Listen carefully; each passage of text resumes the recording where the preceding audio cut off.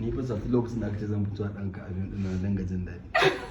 wallahi daga sai nake yi zina Allah ne nake daɗin zuwa just ɗin yi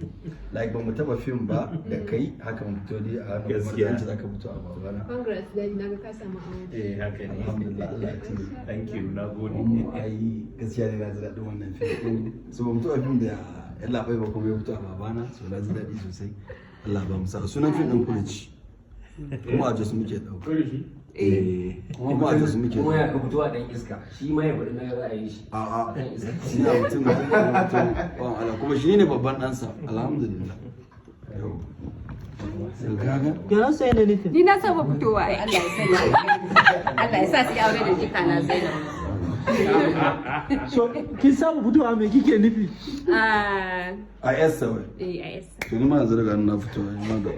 dan yare ya mun zo mun zo Kun ja mai.